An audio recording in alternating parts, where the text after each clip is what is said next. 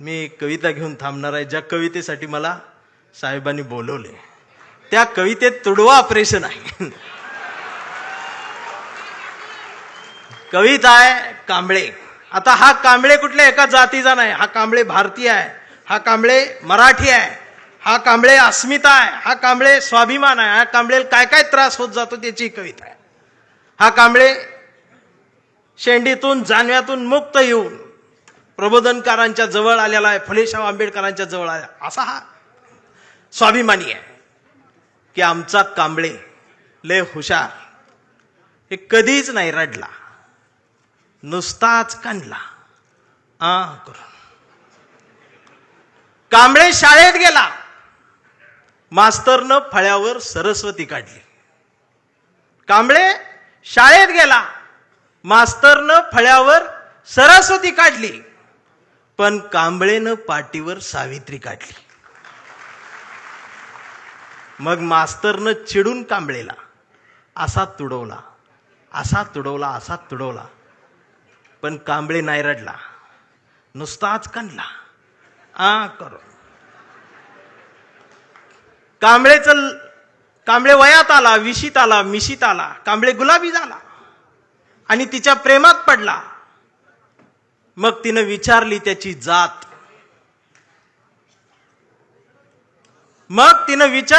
जात. कांबळे म्हणाला, वेडे मी माणूस, माणूस माझी जात, प्रेमात कसली आली जात. मग माणूस माझी जात म्हटल्यावर तिनं बरोबर ओळखली जात.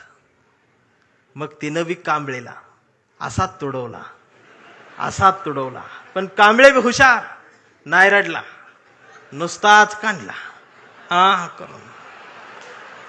कांबळेचं लग्न ठरलं. घरचे म्हणाले मुहूर्त पहा. कांबळे म्हटला पटत नाही, प्रबोधनकार वाचा. नातेवाईक म्हणले सत्यनारायण. कांबळे म्हटला जमत नाही, फुले वाचा. भावकी म्हटली जागरण गोंधळ, बोकाट तरी कापा. कांबळे म्हटला पटतच नाही, गाडगे बाबा वाचा. मग घरच्यांनीच दार लावून कांबळेला असा तुडवला, असा तुडवला, पण कांबळे बी हुशार, नाही रडला, नुसताच कांडला. इथं कोण शाई वगैरे लावा आले का? चुना ना. मग कांबळे अशा चळवळीत आला. सगळ्या चळवळी अशा गट तट फुटून बिटून गेले. कांबळेला वाईट वाटलं. कांबळे सगळ्यांना वाटला, सगळ्यांनी एकत्रित या, देश समजून घ्या, महाराष्ट्र समजून घ्या. दिवसभर बोंबलत राहिला. मग संध्याकाळी सगळे एकत्रित आले आणि एकत्रित येऊन आपल्याच कांबळेला, आपल्याच लोकांनी असा तुडवला, असा तुडवला, पण कांबळे बी हुशार, नाही रडला, नुसताच कांडला. आणि आता कांबळे शिवसैनिक झाला.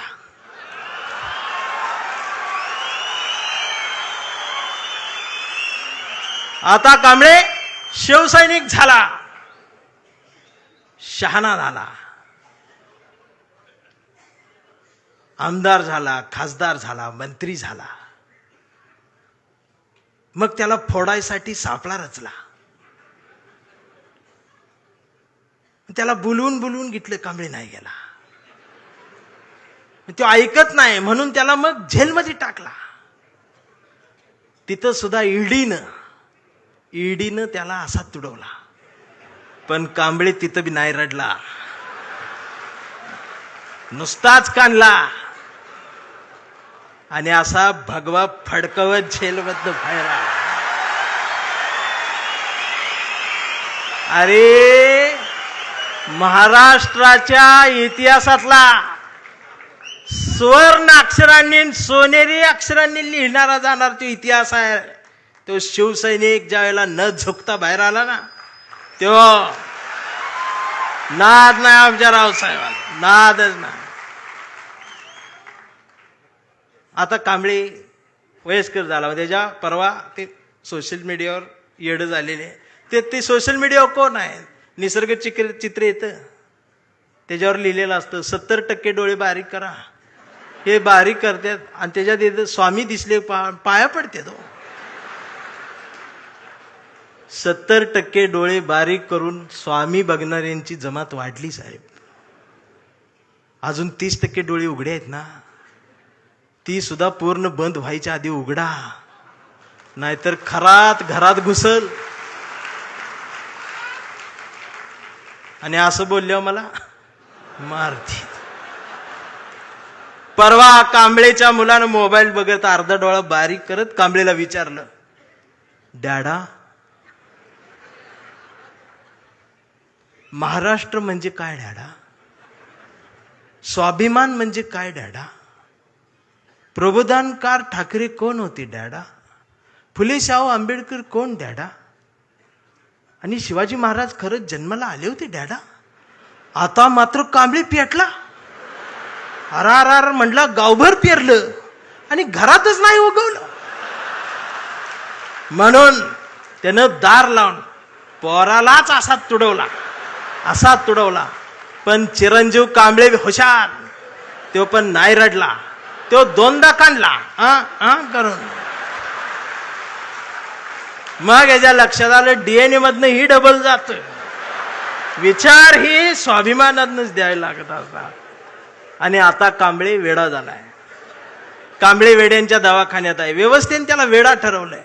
कांबळे वेड्यासारखं स्वाभिमान म्हणतो, कांबळे वेड्यासारखं निष्ठा म्हणतो, कांबळे वेड्यासारखं संघटन म्हणतो, कांबळे वेड्यासारखं मराठी म्हणतो, कांबळे वेड्यासारखं भारत म्हणतो, कांबळे वेड्यासारखं शिवराय ते भीमराय सांगतो.